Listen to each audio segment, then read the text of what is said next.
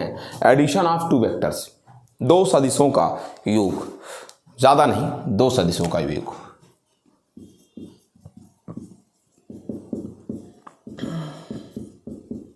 Addition of vector,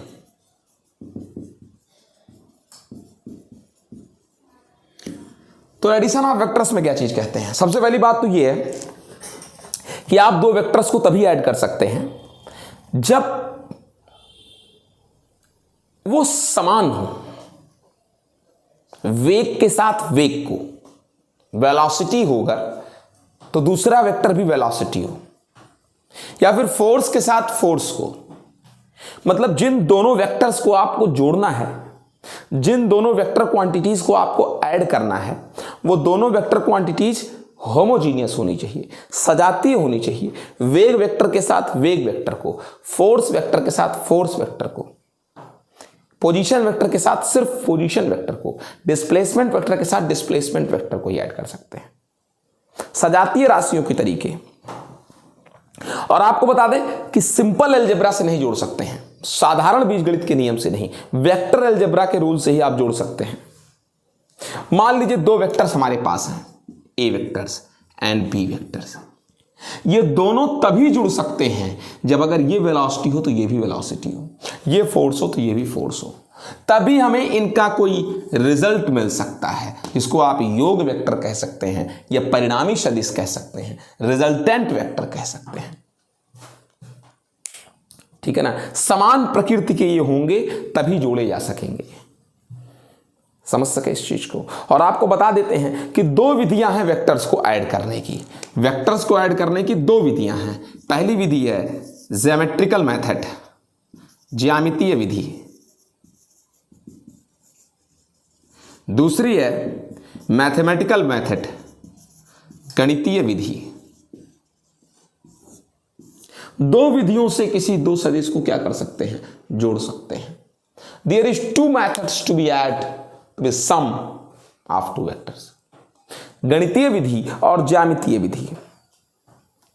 ठीक है ना? जियोमेट्रिकल मेथड सबसे पहले हम लोग स्टडी करेंगे, जियोमेट्रिकल मेथड को।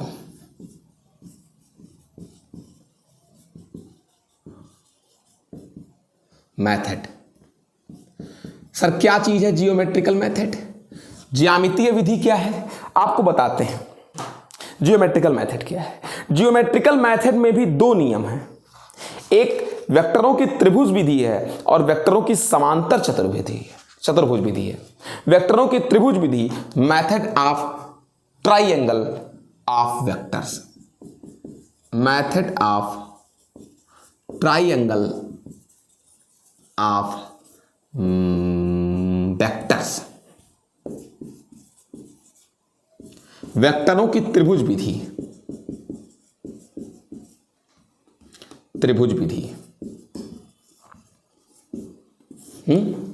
Methods of triangle of vectors, वेक्टरों को ऐड करने की त्रिभुज विधि, वो ज्योमेट्रिकल मेथड के अंतर्गत आती है, ज्यामितीय विधि के अंतर्गत। सर क्या है ये विधि? मैं एक मिनट ये सब साफ करूं। एक और भी मेथड है दूसरा, वेक्टरों की समांतर चतुर्भुज विधि, method of parallelogram of vectors, वेक्टरों की समांतर चतुर्भुज की विधि। मैं दोनों बताऊंगा। ये तो दो वेक्टरों के जोड़ने का तरीका रहा कि दो वेक्टरों को कैसे जोड़ेंगे।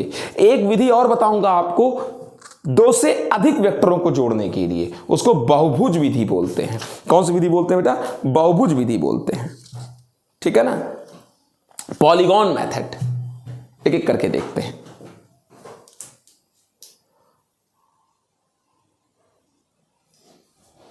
देखिए वेक्टरों की त्रिभुज विधि क्या है। जैसे मान लीजिए आपको दो वेक्टर्स दिए हुए हैं, ये ए वेक्टर और एक दूसरा दिया हुआ है बी वेक्टर। आपको दोनों को ऐड करना है। तरीका क्या होगा मैं बताता हूं। पहले आप ए वेक्टर को लीजिए, ले लिया, इसी के बिल्कुल पैरेलल उसी के बराबर। अब ये हेड है और ये टेल है, ये खोपड़िया है, ये पुछिया है। अब पहले वेक्टर जो आपने सुना है, इसके हेड को दूसरे वेक्टर के टेल से ऐड कर दीजिए, बी के। जरा बी के पैरेलल खींचो, लेकिन खींचते समय ध्यान देना कि बी के पैरेलल खींचना है, और ध्यान देना कि इसकी जो पुछिया है बी की, उसको ए की खोपड़िया से क्या कर दें, ऐड कर दें।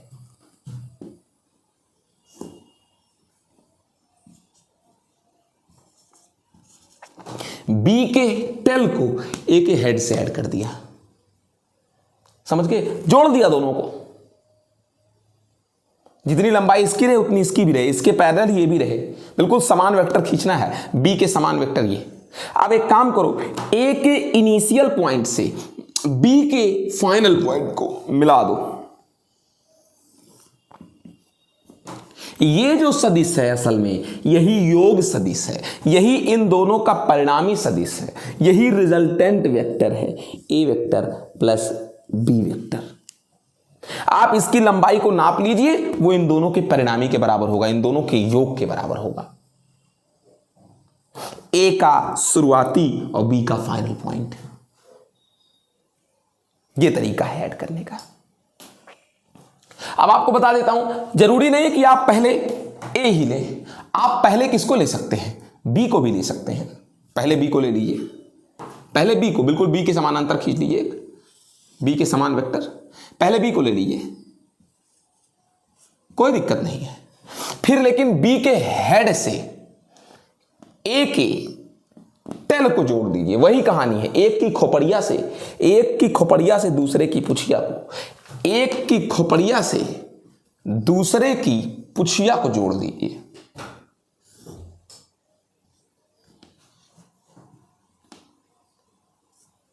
ये आपका ए वेक्टर। कोई बाध्यता नहीं कि पहले आप यही लें, पहले आप बी को ले लीजिए फिर ए को ले लीजिए, बस नियम सही रखिएगा कि एक की खोपड़िया से एक की पुछिया को। अब इनके शुरुआती बिंदु से इनको जोड़ दीजिए, यही आर वेक्टर होगा। बी से चले थे ए पर पहुंचे, भाई देख लीजिए, यहां से यहां गए थे, फिर यहां से यहां गए थे, पहले इधर गए फिर इधर गए, तो नेट तो यही पहुंचे। ये जो है इसको आर डैश से दिखा दीजिए। आप देख लीजिए, आप नाप लीजिए, इसकी लंबाई के बराबर है, दोनों एक दूसरे के समानांतर हैं, पैरेलल हैं, दोनों समान हैं। आर डैश वेक्टर बिल्कुल समान है, यानी क्रम बदलने से, ए में बी या बी में ए जोड़ने से,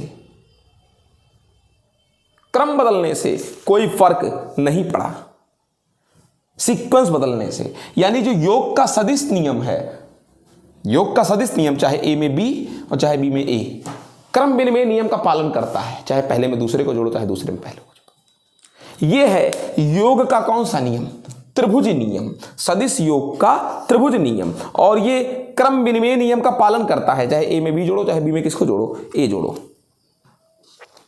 समझ सके इस चीज को। ये रही बेटा आपका, किसी को कोई फर्क नहीं पड़ता आप किस क्रम में जोड़ते हैं, ए में बी को या बी में ए को, समझ तो गए होंगे। ये है वेक्टरों के योग की त्रिभुज विधि। आपको बताते हैं बेटा वेक्टरों के योग के समांतर चतुर्भुज की विधि क्या चीज है, बताता हूं।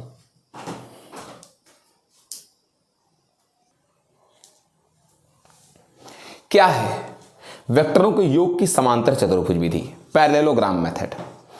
एक्चुअली में अगर आपको दो वेक्टर्स दिए हों, मान लीजिए ए वेक्टर और एक दिया हो बी वेक्टर,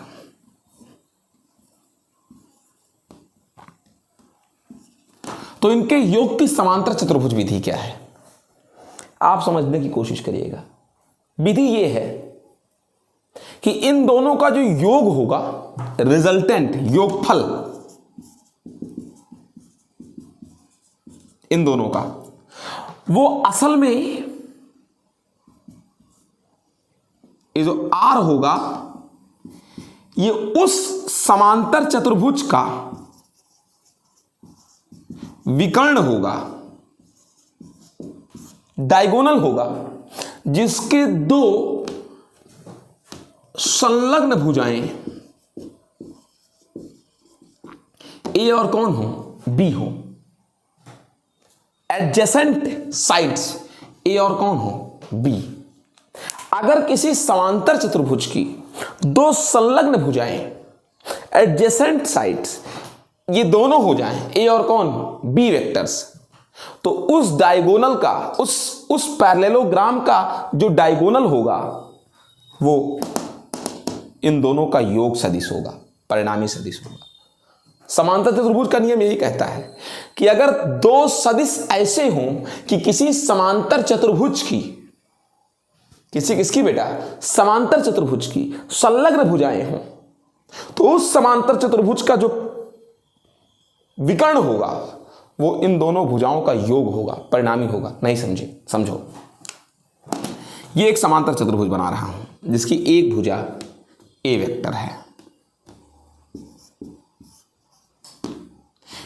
ए वेक्टर है, जिसकी दूसरी भुजा बी वेक्टर है, संलग्न भुजाएं हैं।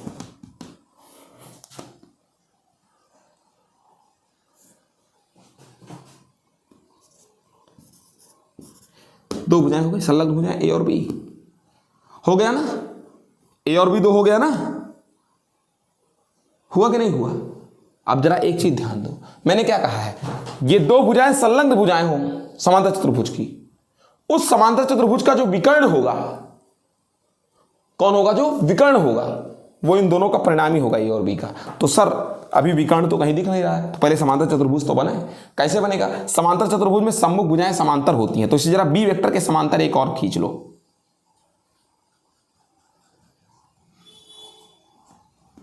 ए वेक्टर के समांतर एक और खींच लो,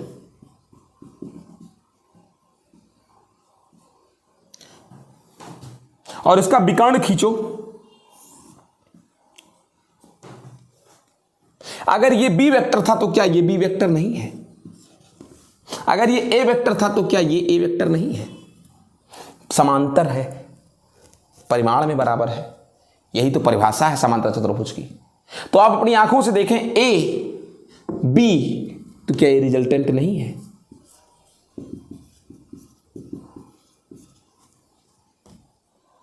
किसी समांतर चतुर्भुज का ऐसा विकर्ण आर वेक्टर ही परिणामी है जिसकी संलग्न भुजाएं ए वेक्टर और कौन हो, बी वेक्टर हो।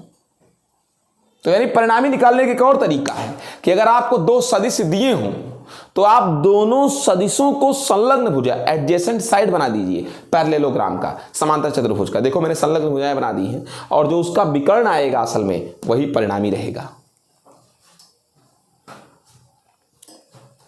आपको बता देते हैं एक बात और कि किसी भी परिणामी का जो मान होता है, रिजल्टेंट वेक्टर का जो परिमाण होता है, परिमाण वो असल में थीटा पर डिपेंड करता है, ए वेक्टर और किसके बीच के, बी वेक्टर के। दो सदिशों की, दो वेक्टर्स के बीच के कोण पर डिपेंड करता है कौन, परिमाण। इन दोनों के योग का, इन दोनों के सम का, इनके योग का रिजल्टेंट कितना होगा, परिणामी कितना होगा, उसका परिमाण कितना होगा, आंसर कितना होगा, ये ए वेक्टर प्लस बी वेक्टर का सम का आंसर कितना होगा, ये इन दोनों के बीच के एंगल पर डिपेंड करता है, थीटा पर डिपेंड करता है, कोण पर डिपेंड करता है, कितना रिजल्टेंट आएगा। और आपको एक बात और बता दें कि दो वेक्टर्स के बीच का जो एंगल होता है वो हमेशा उनके टेल्स के बीच लिया जाता है। यानी कि कहने का मतलब क्या है, दो वेक्टर्स के बीच का एंगल कोई और नहीं, उनके डायरेक्शंस के बीच का एंगल होता है, याद रखिएगा। कभी ऐसा नहीं कह सकते आप ये ए वेक्टर और ये बी वेक्टर, ये इनके बीच का एंगल नहीं है, रॉन्ग, ये है इनके बीच का एंगल, ये जो डायरेक्शन है बी का और किसका, ए का, डायरेक्शंस के बीच का ही एंगल ही दो वेक्टर्स के बीच का एंगल होता है। और इसी एंगल पर डिपेंड करता है, दो वेक्टर्स के बीच के एंगल पर ही डिपेंड करता है, इसी थीटा पर डिपेंड करता है कि ए और बी का क्या रिजल्टेंट होगा। एक और बात बताते हैं आपको, देखिए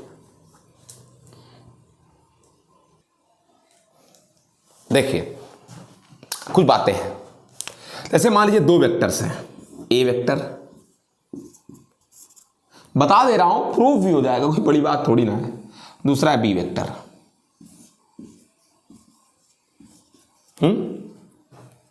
और दोनों सेम, अगर ये फोर्स तो ये भी फोर्स, ये वेलोसिटी तो ये भी वेलोसिटी, सजातीय सदिश है, एक जैसे सदिश हैं, अलग अलग सदिश ये नहीं है। आप कह सकते हैं समान प्रकृति के सदिश हैं। हम आपसे कहें अगर इनको ऐड किया जाए तो ये कब मैक्स होगा? असल में जब दोनों पैरेलल होंगे।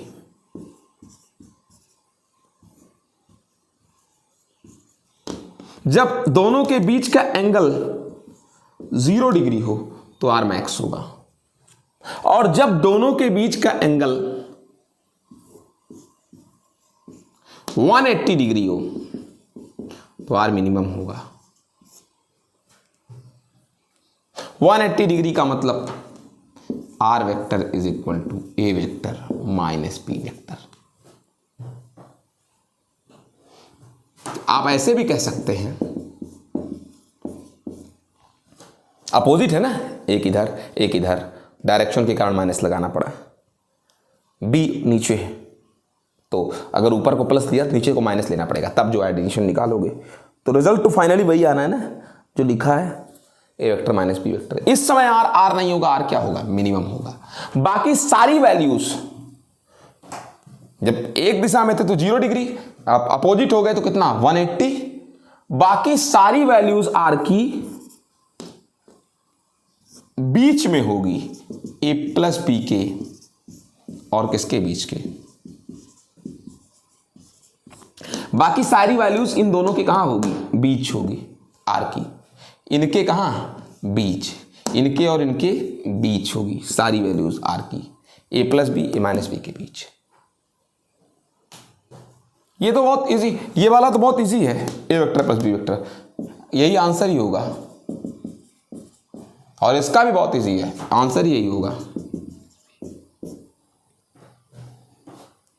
समझ के, ये है बेटा, ये मिनिमम वैल्यू है, ये मैक्सिमम वैल्यू है, ये वाली, ये।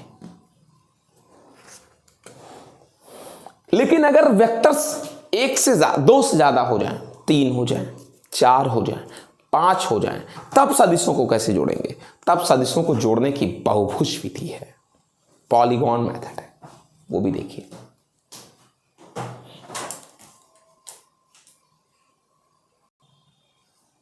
ये इंपॉर्टेंट है समझने के लिए। क्या चीज? अगर वेक्टर्स ज्यादा हैं 2 से तो कैसे जोड़ते हैं? बहुत सिंपल है। अगर ज्यादा वेक्टर्स दिए हैं तो पहले 2 लोग को जोड़ो, और 2 को जोड़ने से जो तीसरा परिणामी आ जाए उनका, उन दोनों का जो परिणामी है उसमें तीसरे को जोड़ दो। समझो कैसे? पहले 2 लोग को जोड़ो, ए में पहले बी को जोड़ो। देखो ए, अब इसकी खोपड़िया में बी को जोड़ो, इसकी पुछिया से। अब जो इनका परिणामी आया,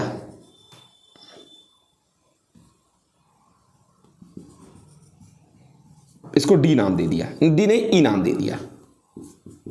अब 2 के परिणामी में, ए बी के परिणामी में तीसरे को जोड़ो, किसको? सी को। तो 2 के परिणामी में, 2 का परिणामी ए और बी का ई आया, इसमें तीसरे को जोड़ो, सी को। बिल्कुल सी के समांतर ऐसे खींच देंगे।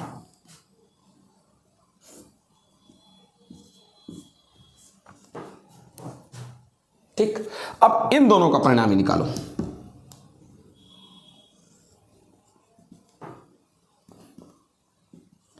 F vector. अब अब इन दोनों के परिणामी में चौथे को जोड़ो। कौन है ये? डी वेक्टर है। जोड़ो, वही इसकी खोपड़िया में उसकी पुछिया से डी को जोड़ दिया। ठीक, अब बस हई और हई ये जो आया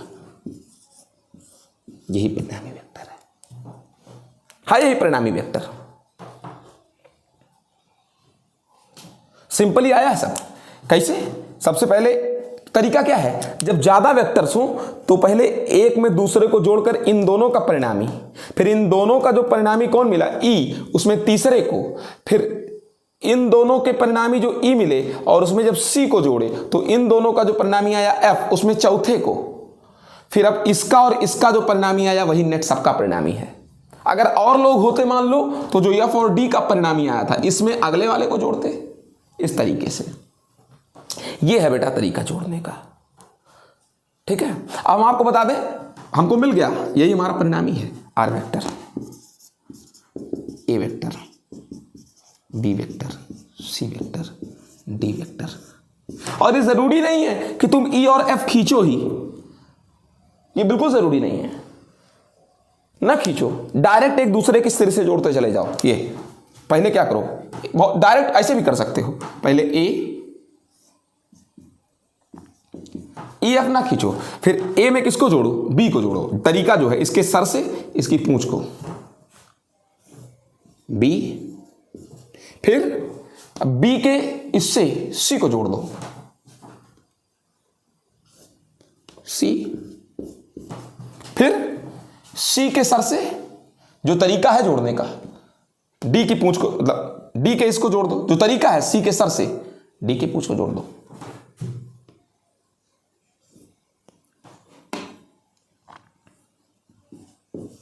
अब देख लीजिए, फिर से इसको देख लीजिए, ये सब सेम ही है। मतलब थोड़ा छोटा बड़ा मैंने किया है, लेकिन अगर आप एकदम बराबर बराबर खींचते तो जो आर वेक्टर ये है वही आर वेक्टर ये है, दोनों समांतर है एक दूसरे के। और अगर बिल्कुल बराबर बराबर नाप खींचता, मतलब यहां तो जगह कम थी, तो आपको अगर ये 10 सेंटीमीटर मिलता तो ये भी 10 ही सेंटीमीटर मिलता। एक रत्ती फर्क नहीं पड़ेगा, बस अनुक्रम में परिवर्तन ना करना। एक के साथ वही तरीका, एक की खोपड़िया से इसकी पुछिया को, फिर इसकी खोपड़िया से इसकी पुछिया, फिर इसकी खोपड़िया से इसकी पुछिया जोड़ करके, और ये फाइनली गेन कर दिए। और ये भी दिक्कत नहीं है, ये आपका आर मिल गया।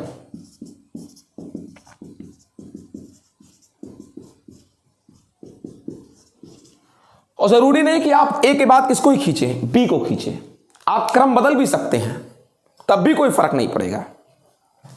आप क्रम बदल सकते हैं, मैं बदल के दिखाता हूं आपको, क्रम भी बदल के दिखाता हूं, मैं आपको क्रम बदल के दिखाता हूं। चलो क्रम बदल के देख लो, ये आर है, मैं आपको क्रम बदल के दिखाता हूं।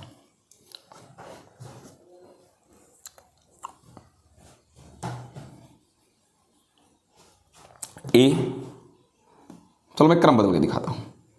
ए वेक्टर, ए के बाद इसमें सी को ऐड कर दो, सी को, सी वेक्टर, ठीक है ना, कोई दिक्कत नहीं है, जैसे आप चाहें, ठीक है ना। अब सी के बाद, चलो मैं सी के बाद डी को ऐड कर देता हूं, लो डी को ऐड कर दिया, ठीक है ना। अभी बी बाकी है, कौन बाकी है, बी, तो कौन बाकी है, बी बाकी है बेटा, बहुत सिंपली भाई, ए में सी को जोड़ दिया, क्रम बदल दीजिए कोई दिक्कत नहीं, ए की नोक से सी की पूंछ को, अब सी के नोक से डी की पूंछ को ऐड कर दिया। भाई देख लो, जो सी की नोक से डी के किसको ऐड किया है, पूंछ को ही तो ऐड किया है। अब अभी एक आदमी बाकी है बी, अब एक काम करो, डी की नोक से बी की किसको ऐड कर दो, पूंछ को ऐड कर दो, बी की पूंछ को ऐड कर, बी के पूंछ को डी के किससे, सर से ऐड कर दिया। हो गया चारों vector A C D B, क्रम बदल दिया इस बार। अब आप फिर देख लीजिए, यहां शुरू किए थे और यहां पहुंच गए, ये आपका आर है। आप नाप करके देख लीजिए, ये देख लीजिए, दोनों आर एक दूसरे के समांतर हैं और इक्वल होंगे, कोई फर्क नहीं पड़ा। चाहे ऐसे जोड़ते a plus B plus C plus D, और चाहे ऐसे जोड़ते, कैसे, ए सी डी फिर भी।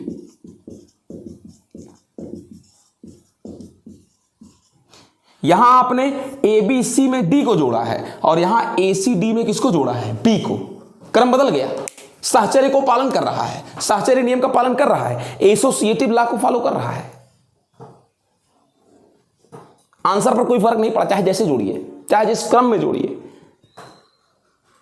यानी क्या कह सकता हूं मैं, यानी सच में अगर देखा जाए एक चीज, तो यहां देखो, जब बहुभुज बन रहा था, पॉलीगॉन ए बी बन रहा था, सी डी, तो लेकिन बहुभुज बंद होने के लिए पूरे को 1 2 3 4, क्या बहुभुज बंद है, नहीं, बहुभुज बंद होना चाहिए। तो बंद करने के लिए आपको फाइनली एक वेक्टर खींचा आपने आर, यही परिणामी है।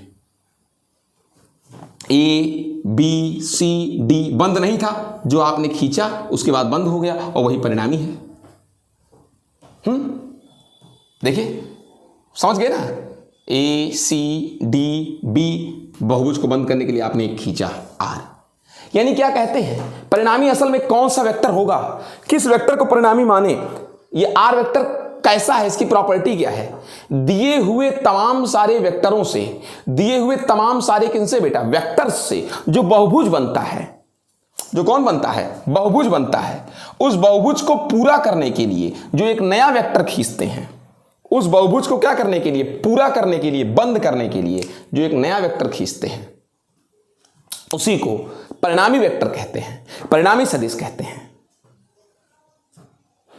जान जाइए, आपको परिणामी खींचना ही पड़ेगा इस बहुभुज को पूरा करने के लिए, और या फिर एक वेक्टर खींचना पड़ेगा, एक वेक्टर आर वेक्टर खींचना पड़ेगा इस बहुभुज को पूरा करने के लिए। इसी पूरा करने वाले वेक्टर को क्या कहते हैं, परिणामी सदिश। और अगर ना खींचना पड़ा तो ये देखो, कभी कभी ऐसा भी होता है, क्या आपने कोई खींचा अपनी तरफ से ना, A vector B vector C vector, आपने कोई खींचा नहीं, अपने आप पूरा हो गया। यानी आपको परिणामी खींचना ही नहीं पड़ा। क्यों नहीं खींचना पड़ा, यहीं से चले थे और यहीं क्या हो गए, पहुंच गए। यहीं से चले थे और फिर यहीं पहुंच गए, यही शुरुआत यही अंतिम, तो नहीं खींचना पड़ा, परिणामी खुद ही पूरे हो गए। तो इनका परिणामी सदिश नहीं खींचे तो मतलब कितना खींचे, 0 खींचे, यानी इनका कोई परिणामी नहीं होगा। इनका नेट कितना आ गया, 0 आ गया।